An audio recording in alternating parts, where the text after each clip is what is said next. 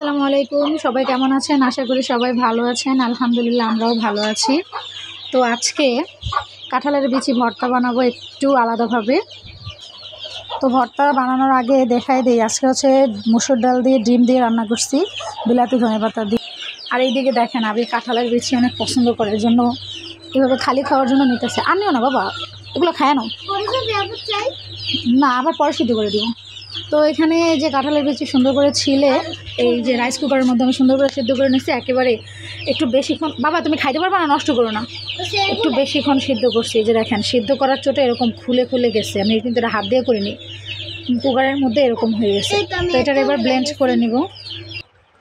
তো এখানে আমি কাঁঠালের বিচিগুলো সিদ্ধ করে হালকা পানি দিয়ে একেবারে ব্লেন্ড করে নিচ্ছি, একেবারে মিশ করে।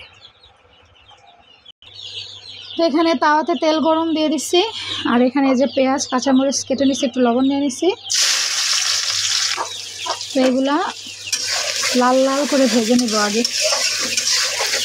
লবণ, পেঁয়াজ, কাঁচামরিচ আপনারা যার যার স্বাদ মতো লবণ এবং কাঁচামরিচ ইউজ করবেন। আমি এখানে 6টা কাঁচামরিচ নিচ্ছি। তো পেঁয়াজগুলো যখন এই যে এরকম হালকা বাদামি পর্যায়ে আসবে, তখন দিয়ে দেবেন এর মধ্যে বিলাতি ধনেপাতা। আপনারা যে যে ধনেপাতাই দেন, যদি বেশি ধনেপাতা থাকে তাহলে ওই নামানোর আগে একটু দেবেন। এটা যেহেতু বিলাতি ধনেপাতা, এই জন্য আমি তেলের মধ্যে দিয়ে দিলাম, খুব সুন্দর একটা স্মেল হবে। এই যে এটা আমার গাছের বিলাতি ধনেপাতা, তো এখান থেকেই দিয়ে দিই। এবার এটাকে একদম ব্রাউন ব্রাউন করে লাল লাল করে ভেজে নিই। তো এটা মোটামুটি ভাজা হয়ে গেছে। এই পর্যায়ে আস্তে আস্তে কাঁঠালের বীজগুলো যে ব্লেন্ড করে রাখছিলাম ওইগুলো দিব। চুলার আঁচ আমি একেবারে কমায় নিছি, কারণ এক হাতে মোবাইল এক হাতে করতেছি, তো পেঁয়াজগুলো বেশি পুড়ে যেতে পারে। সবগুলা বাটা দিয়ে দিছি, কাঁঠালের বিচি বাটা। এবার চুলার আঁচ বাড়াই দিলাম, এটাকে অনবরত নাড়তে থাকবে। এটা নাড়তে নাড়তে একদম আলু ভর্তার মতো শুকনা শুকনা হয়ে আসবে। তো আমি একদম শুকনা শুকনা করে আবার দেখাচ্ছি আপনাদের। তো আমার ভর্তাটা প্রায় হয়ে গেছে, আরেকটু শুকনা শুকনা করবো। দেখতেই পারতেছেন আগে কেমন ছিল আর এখন নাড়তে নাড়তে কেমন হয়েছে। আর 5 থেকে 7 মিনিট নাড়বো এভাবে, তাহলে আরেকটু শক্ত হবে।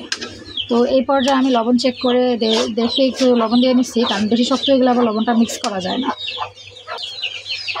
তো আমার ভর্তা হয়ে গেছে, দেখতেই পারতেছেন কীভাবে তাওয়ার গায়ের থেকে উঠে উঠে আসতেছে, আর এই যে লাল লাল হয়ে গেছে অনেকটা। এই যে তো এখন এটাকে নামায় ফেলবো, চুলার আঁচটা বন্ধ করে দিই।